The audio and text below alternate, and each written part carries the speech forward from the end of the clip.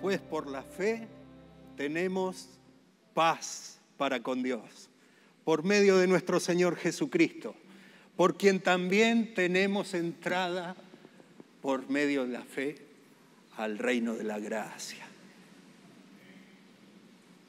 Al reino de la gracia. Ahí estamos. Ahí podemos entrar. Bendito sea el Señor Jesús. Alabado sea el nombre del Señor Jesús. Recibí toda la gloria, recibí toda la honra. Precioso Hijo de Dios. Justificados. Pero dice algo más ese texto. Dice que nos gozamos en la esperanza de la gloria de Dios. Y no solo esto, sino que también nos gloriamos en las tribulaciones. El domingo pasado apenas hablábamos de la esperanza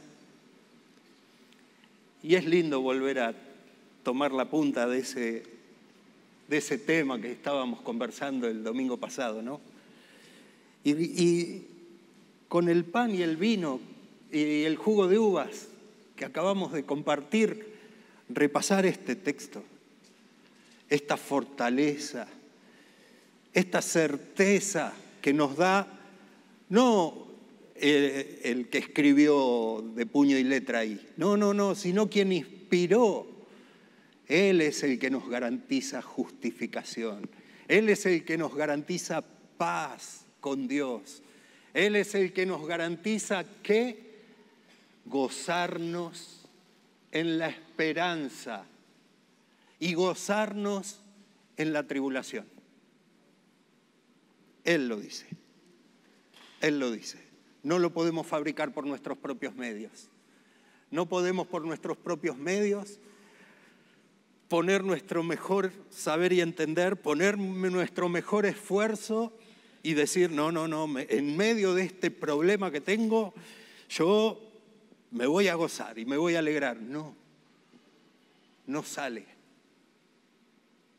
Es por Jesucristo muriendo en la cruz por nosotros y resucitando que tenemos una amplia entrada al reino de la gracia. De la gracia. Yo estoy seguro que esta mañana las expectativas de quienes hemos venido al culto son tan diversas. Y cada uno ha traído una inquietud en el corazón de decir, yo tengo este tema, tengo este asunto en el que necesito que Dios intervenga, en el que vengo orando y le estoy pidiendo al Señor que haga, que obre, que se manifieste, que toque, que haga un milagro, que haga así, tan diverso como los que somos acá. Y encima esa inquietud en la cultura en que vivimos nos lleva a la urgencia de que tiene que ser hoy, tiene que ser hoy, tiene que ser hoy. Yo vengo delante del Señor con mi corazón y tengo este tema y tiene que ser hoy. Y la palabra de Dios nos invita a gozarnos en la esperanza y a gozarnos en la tribulación. Le invito a que busquemos juntos para leer juntos, porque está bueno esto de que la iglesia cuando está reunida lea la Biblia toda junta. Es así. Segunda Pedro.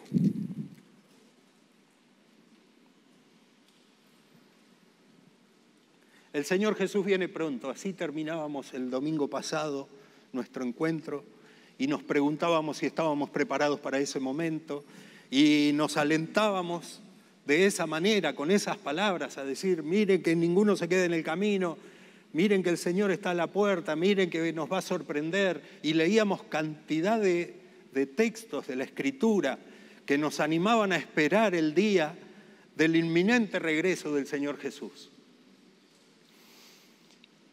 Y lo creemos y lo esperamos. Solo que algunos nos preguntamos, los postreros tiempos, ¿cuándo son los postreros tiempos? Porque ahora vamos a leer ahí al apóstol Pedro, y el apóstol Pedro ya hablaba de los postreros tiempos en aquel momento, 60 y pico de años después de que el Señor Jesús había sido elevado al cielo.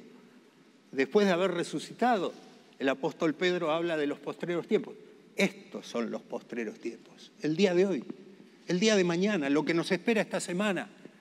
Si repasamos, varios de los textos que leíamos el domingo pasado nos describían no solo lo que viene ocurriendo en el mundo en los últimos 5 años, 10 años, 15 años, sino que podemos remontarnos a la Primera Guerra Mundial, sino que podemos remontarnos a la época de las cruzadas y la persecución del pueblo del Señor, podríamos remontarnos a la época del imperio.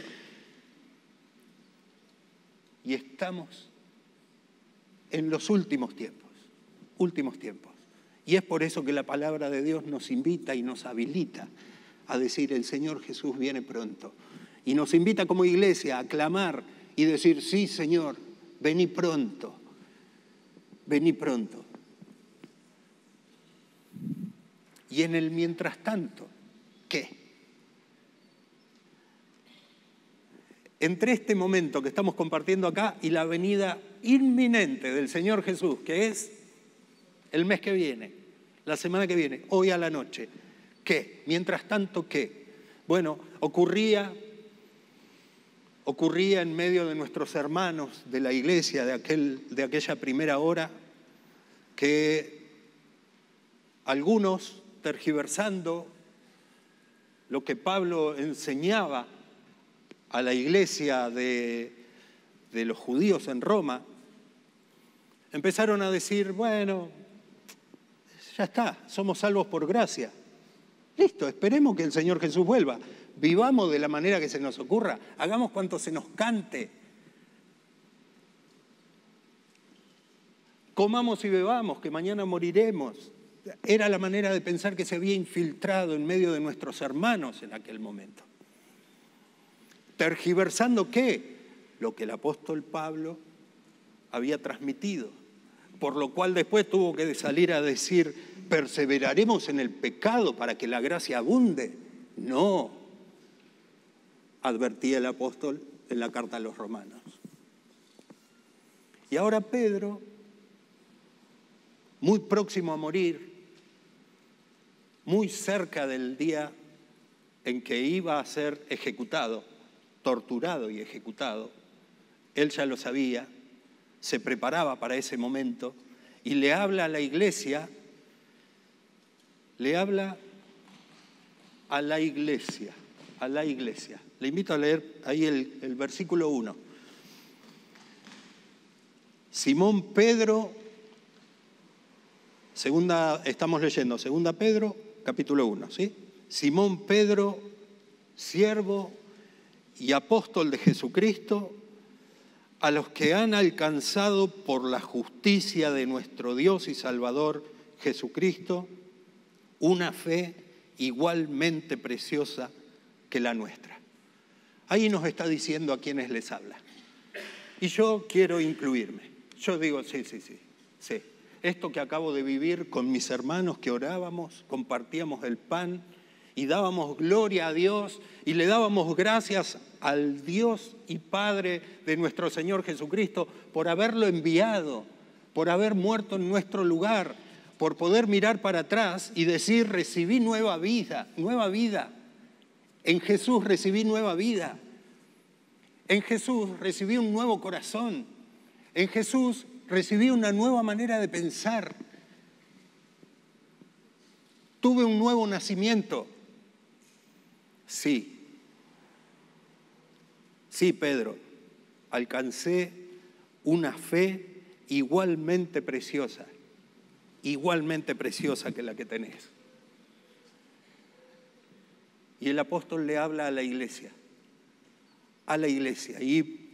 Y esta carta, el Señor permitió que esté acá presente porque hoy el apóstol Pedro está hablando con nosotros. Un hermano mayor que sabe que pronto lo van a ejecutar. y que a lo largo de toda su vida él la dedicó ¿se dedicó a pescar? No.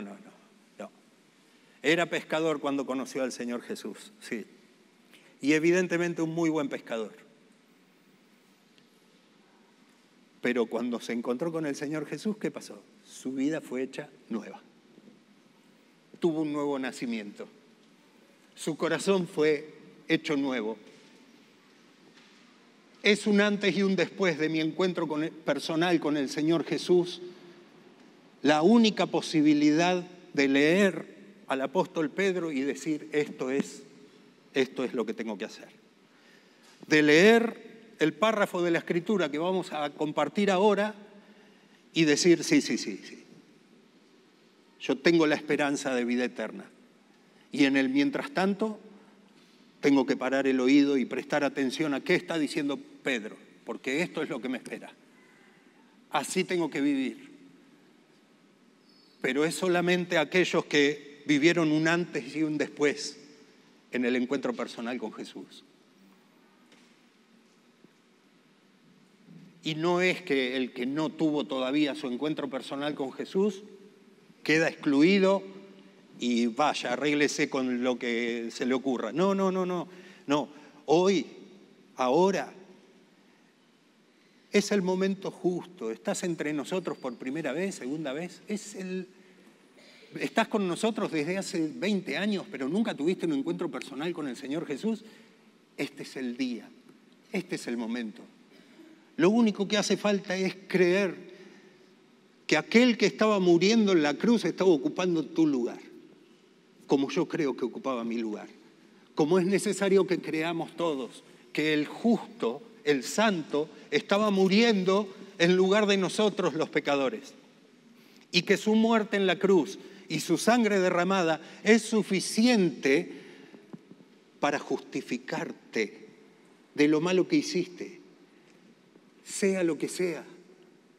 La sangre de Jesús es suficiente para limpiarnos de toda maldad. Y es el paso que necesitamos dar.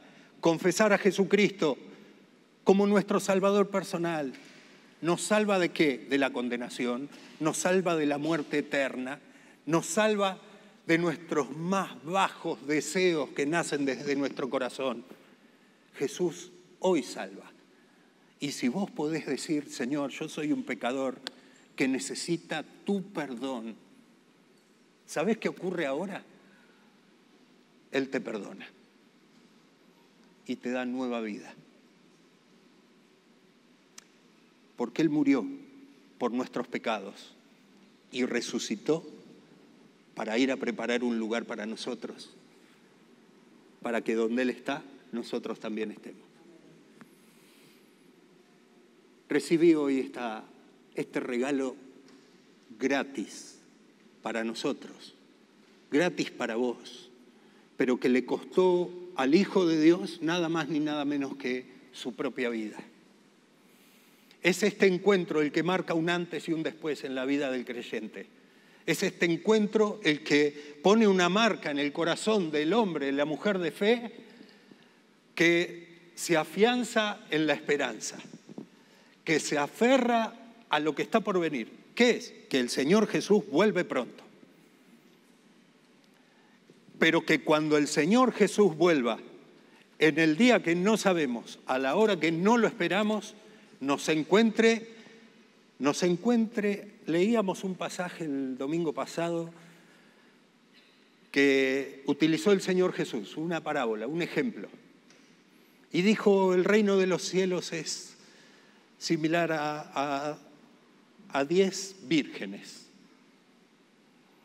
5 prudentes y 5 negligentes, que estaban esperando al novio en la boda, y había 5 y se estaba haciendo tarde y estaba poniéndose oscuro. Entonces encendieron las lámparas y había 5 que tenían sus lámparas más la reserva de aceite por si el novio demoraba, estaban preparadas por si el novio se demoraba. Pero había otras 5 que no fueron precavidas, no estaban preparadas, no estaban pensando que quizá el novio demoraría. Y el novio efectivamente se demoró. Y cuando en el pueblo empezaron a avisar, ahí viene, ahí viene, ahí viene. ¿Vio el murmullo que se genera acá cuando hay una boda? Que alguno empieza a cogotear y dice, me parece que ya llegó el auto, me parece que ya... ¿Vio eso? Bueno, imagínense en un pueblo donde están todos pendientes de que, una boda.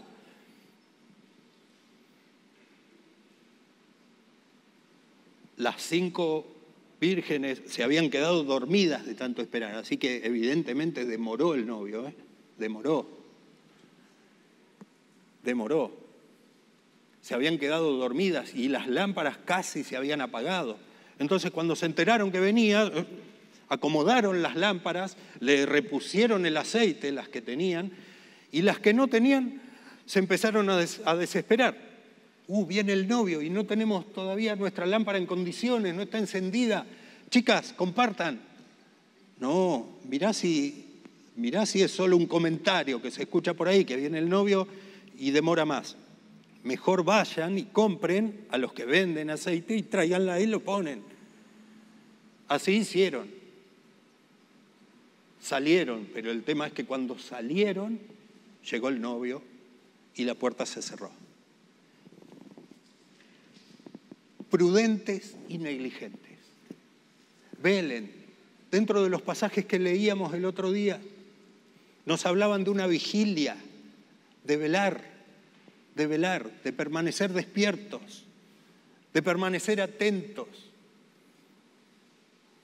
Y hoy el apóstol Pedro, algunos años después, nos invita a que podamos compartir estos textos que vamos a leer ahora. ¿Leemos juntos? ¿Se anima en voz alta? Vamos desde el 1.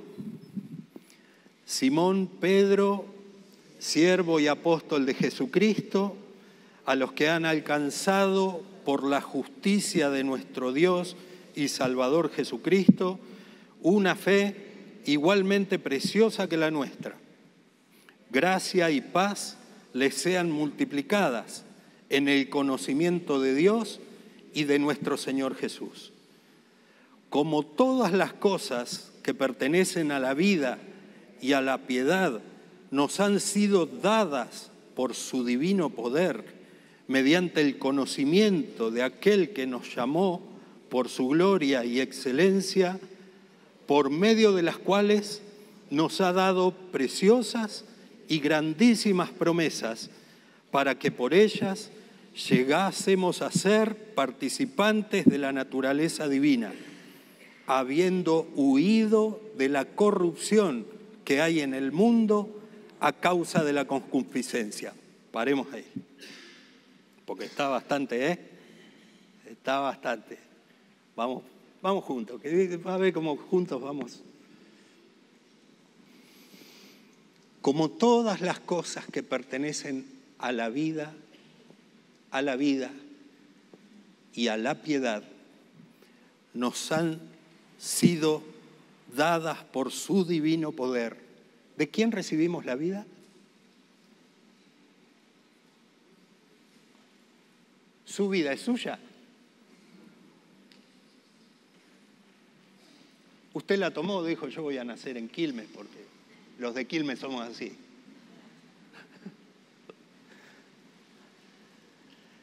Como todas las cosas que pertenecen a la vida y a la piedad. ¿Qué es la piedad? Bueno, tire, a ver, ¿qué se le ocurre que es la piedad? Armemos juntos una definición de piedad. Amor por el otro. ¿Qué más se le ocurre? Fuerte porque estoy grande. Bien, misericordia. Devoción, sí. Esperanza. ¿Cómo, Adri? Perdón. Bueno, piedad es este combo que estamos armando. Es la devoción, es la actitud devota, devota, una vida devota, dedicada.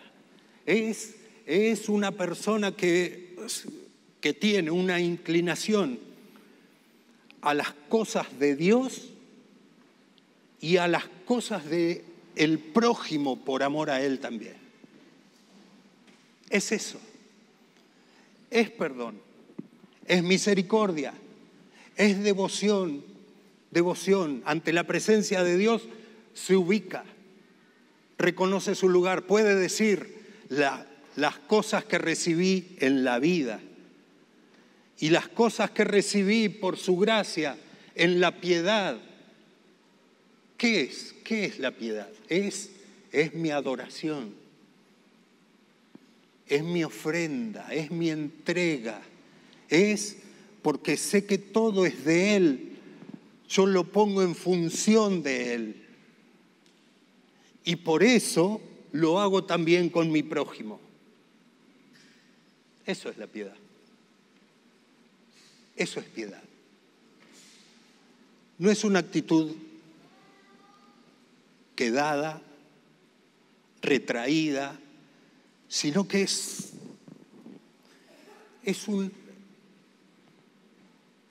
una fuerza.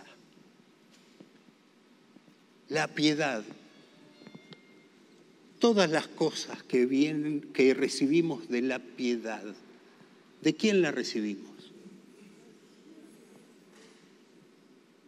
Hay un antes y un después en nuestro encuentro con el Señor Jesús. No había en mí temor por las cosas de Dios. No había en mí una reverencia por las cosas de Dios. No hay en el corazón del hombre una tendencia a buscar a Dios.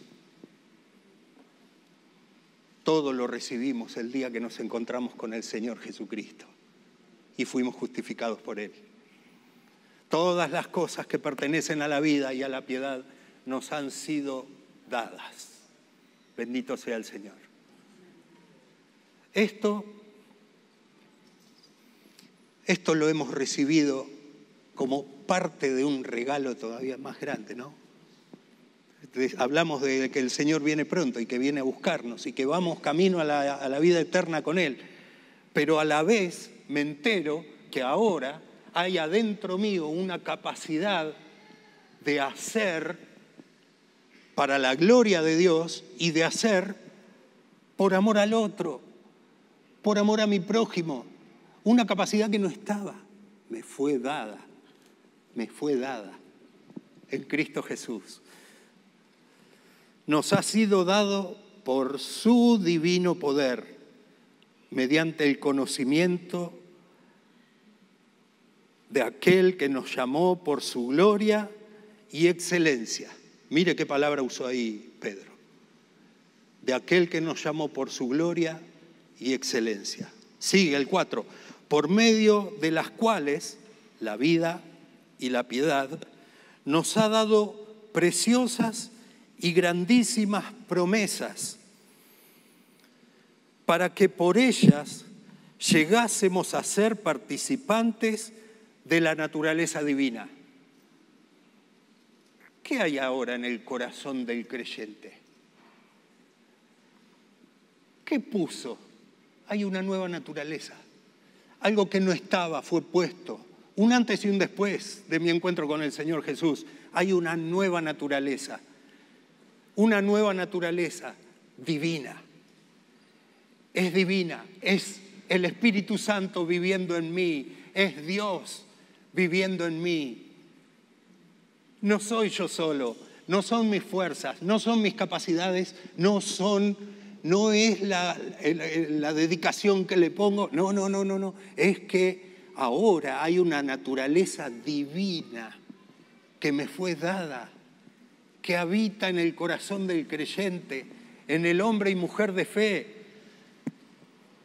Y usted lo ve cuando usted se sienta a pensar en Dios. Lo ve a Él cruzado de brazos en una hamaca paraguaya, entre dos palmeras, hamacándose, viendo el atardecer con un melón, un coco. ¿Lo ve ahí?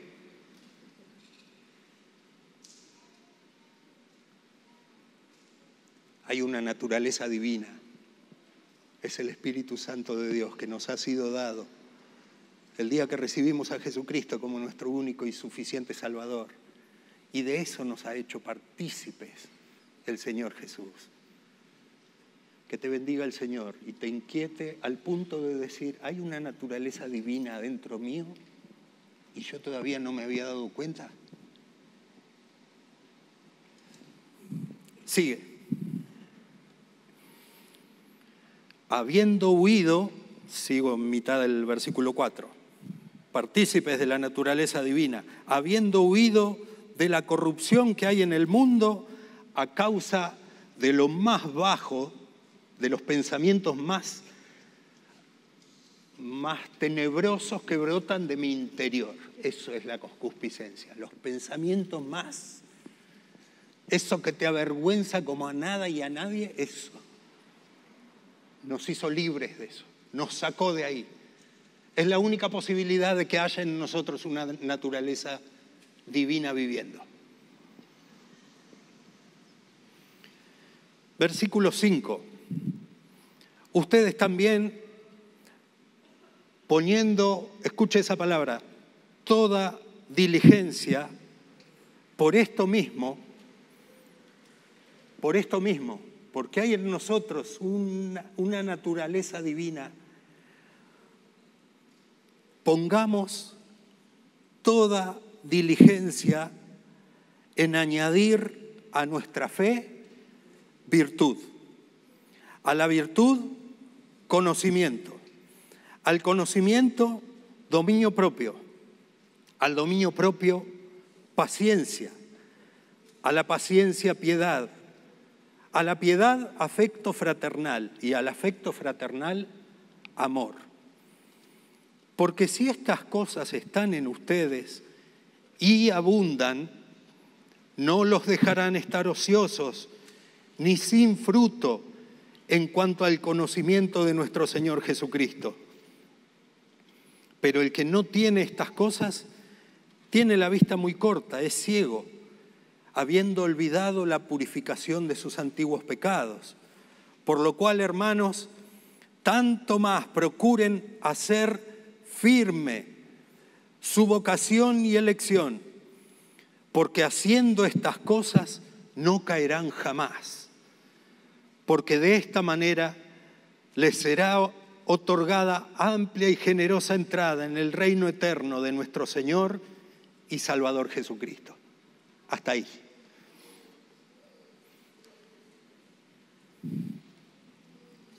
Menuda tarea. Servir, el servicio, nos suena a una obligación de hacer cosas.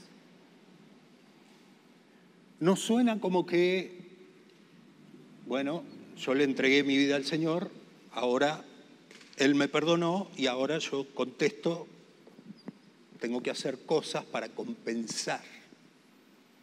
Y muchas veces nos pasa que en medio del servicio aspiramos a ser los mejores, aspiramos a ser el número uno, aspiramos a hacerlo con excelencia, aspiramos a hacerlo. Y ahí se nos empieza a confundir la cabeza y empezamos a mirar el servicio como una cuenta en el banco, que si yo trabajo más, voy a tener más en el banco para poder después trabajar más y tener más. Esa es una mirada del mercado en que vivimos. Cuando hablamos de servicio en el pueblo del Señor, estamos hablando de adoración. Estamos hablando de vidas rendidas a los pies del Maestro. Estamos hablando de una persona íntegramente entregada, ofrendada, que murió aún a su propia voluntad para cumplir la voluntad de aquel que lo salvó y lo llamó. Por eso hoy nos parecía que estaba bueno enlazar esto de que el Señor Jesús viene pronto y advertirnos y prevenirnos de que no vayamos a relajarnos de que ya estamos en el reino de la gracia, sino que más bien seamos capaces de mirar que el Señor Jesús ha querido hacernos parte de su plan de bien para con la humanidad. Y nos involucró y nos reclutó en una maquinaria de salvación como nunca imaginamos. Pongan toda diligencia, sin demorar, no se tarden, presten atención. Y no es que dice, dale, no importa cómo estás, pero hacelo. Juan, no importa que ya estés cansado, que ya tengas tantos años, vos vení y seguí cocinando para la fundación los miércoles. No es eso lo que el Señor Jesús le está diciendo. No está diciendo, no importa, ni negate a vos mismo y seguí. No es una picadora de carne el reino de los cielos. Es el reino de la gracia. Por eso es que nos invita a ir a la vez, añadiéndole a nuestra fe virtud. A la virtud, conocimiento. Al conocimiento, dominio propio. A la vez, al dominio propio, paciencia. A la paciencia, piedad. Otra vez. A la piedad, afecto fraternal. Y al afecto fraternal, como si no alcanzara el afecto fraternal, amor. A la vez. Todos a la vez. No estoy escuchando pegar un grito al que desafina peor entre nosotros porque le dije que esto es adoración. ¿No te pone contento? Vos que desafinás mal, que decís, no, yo nunca voy a cantar ahí, yo nunca voy a tocar la guitarra ahí con los muchachos, porque esto es adoración.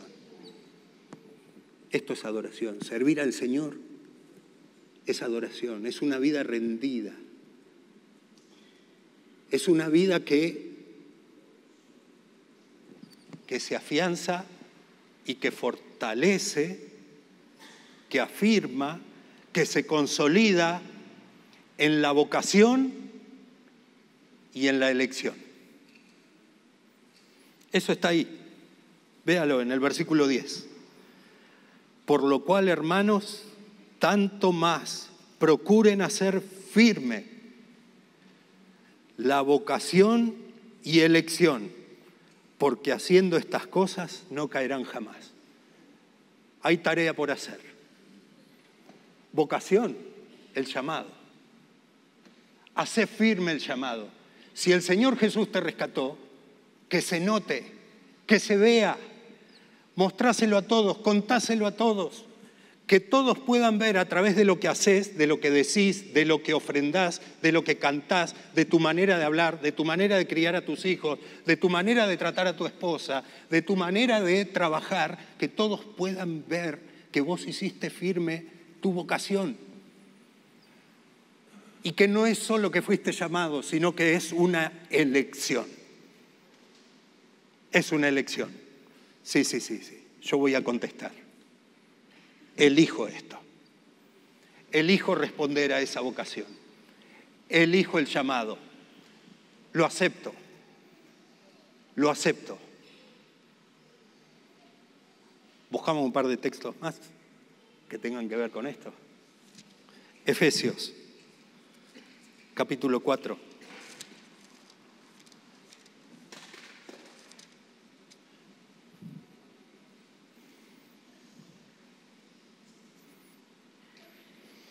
¿Qué vamos a hacer hasta que el Señor Jesús vuelva?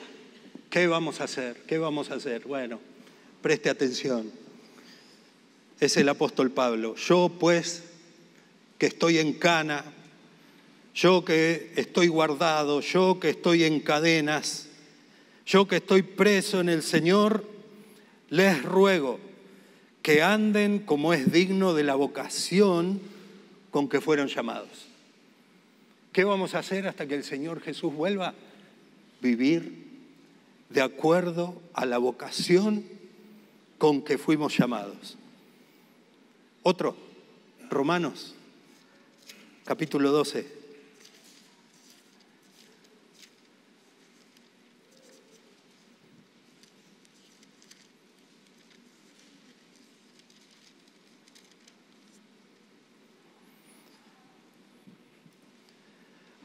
Versículo 1. Así que, hermanos, el mismo Pablo, les ruego por las misericordias de Dios que presenten sus cuerpos en sacrificio vivo, santo, agradable a Dios, que es su adoración, su culto racional. Que presenten ¿qué? Su cuerpo. Esta palabra presenten tiene que ver con los sacrificios. El sacerdote presentaba delante de Dios los sacrificios. Y la mamá que había tenido un hijito iba con el esposo y presentaban al niño en el templo. Y para esa presentación llevaban, como en el caso del Señor Jesús, 2 palomitas, ¿se acuerda? Que se presenten. ¿Qué está diciendo? Poné tu vida sobre el altar. Ofrecé tu vida por completo. Afirmá la vocación, el llamado, y afirmá tu elección.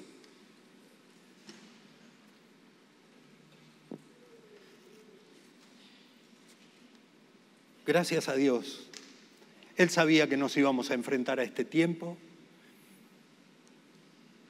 Nada lo agarró desprevenido al Señor Jesús. Nada lo tomó desprevenido a Dios de que vos y yo íbamos a estar compartiendo una cultura como la que vivimos, donde si no me voy del culto con lo que vine a buscar, entonces esta iglesia es un fracaso. Esa es la mirada del mundo en que vivimos. Si fuésemos capaces hoy de darnos cuenta que más bienaventurada cosa es dar que recibir, que hay más gozo, hay más alegría. Si pudiésemos hoy darnos cuenta que fue el mismísimo Señor Jesús quien fue tentado por el diablo, llevado hasta lo más alto y le dijo, mirá, todo esto te voy a dar si te postrás y me adorás. Y el Señor Jesús le contestó, de acuerdo a la Escritura, tómatelas, Satanás. Al Señor tu Dios adorarás y a Él solo servirás.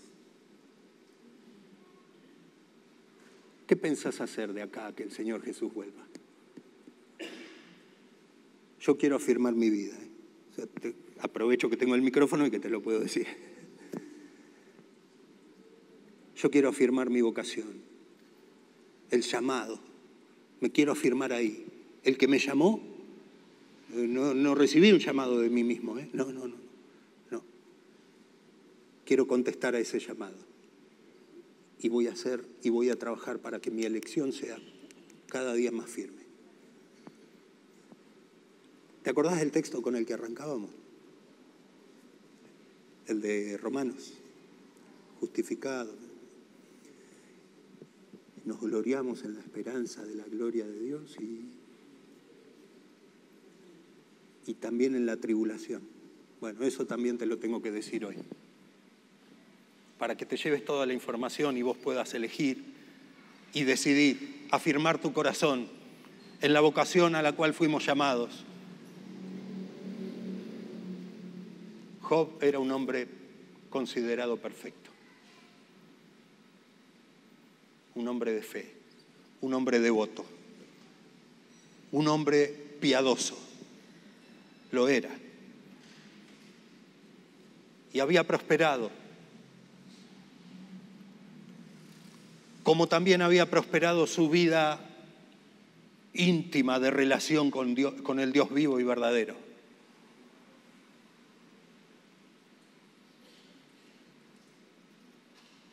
Y un día, todo lo que él tenía cerca, que era valioso, desapareció. porque Dios así lo dispuso. Jehová dio, Jehová quitó, sea el nombre del Señor bendito. Esa fue la reflexión de un hombre que quedó desposeído, que quedó enfermo, que quedó despreciado, que quedó en la mirada de sus mejores amigos, como diciendo, vos te portaste mal, Job, por eso te sobrevino esto. Y nada de todo eso había pasado. ¿Qué pasaba? Dios continuaba teniendo propósito con nuestro hermano Job, como continúa teniendo propósito con cada uno de los que confiesan el nombre del Señor Jesús.